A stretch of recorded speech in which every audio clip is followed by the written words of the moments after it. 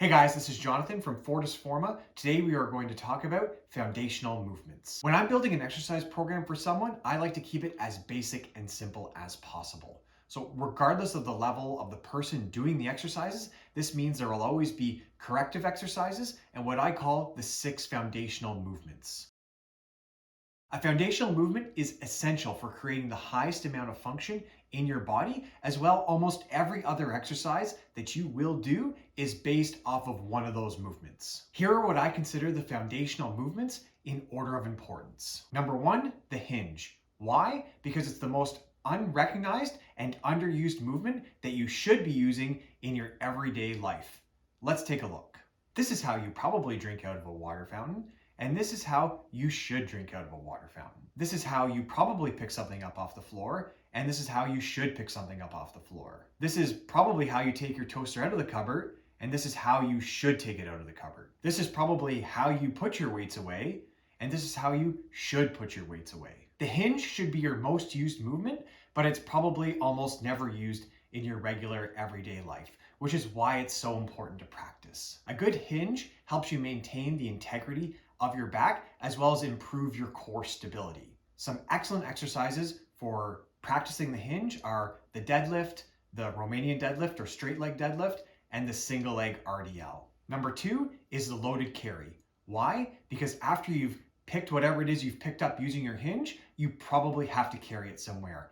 And all the strength gains that you make doing the carry are transferable to every other lift you're going to do. The best part, these exercises are really simple to do and they strengthen your core, your chest, your shoulders, and your back. My personal favorites are the farmer's walk, the suitcase carry, and the various sandbag carries that you could do, including the bear hug and the over the shoulder carry. Number 3 is the overhead press. Why? Just look at your grandma's shoulders. If she'd been doing overhead presses her whole life, she would still be able to put the glasses away in the cupboards over top of her head.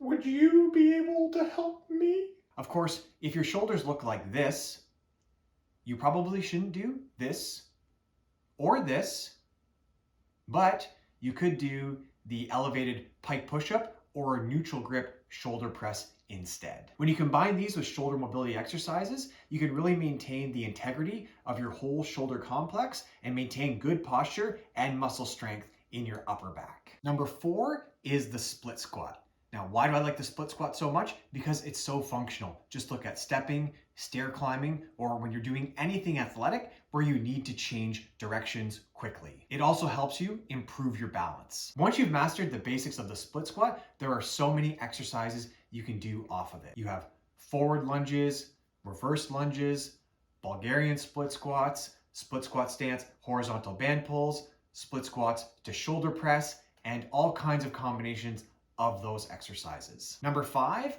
upper body pulling.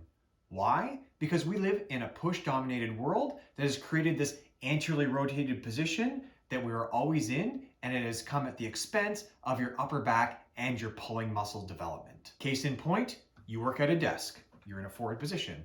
You're cutting vegetables for dinner, you're in a forward position. You're playing on your phone or an iPad, you're in a forward position.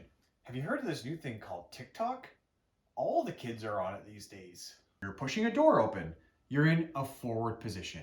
You're almost always in a forward position all day, every day, unless you make a conscious decision to squeeze your shoulder blades down and back and actively use your pulling muscles. I personally think doing different variations of pull-ups are the best thing you can do, but I know that this is too challenging for a lot of people. So what you can do instead are different variations of dumbbell rows or band rows or inverted or Vermont style pull-ups. These are much easier to do, but they're great for developing your upper back muscles. Last but not least, we have number 6, the upper body push. Like I just said, we live in a push-dominated world, so why don't we train your pushing muscles to perform properly? When you're consciously making an effort to properly train your pushing muscles, you're also training or repatterning your pulling muscles. This means you're not only becoming an effective pusher, but you're also becoming an effective puller at the same time. There's a whole host of pushing exercises that you can do.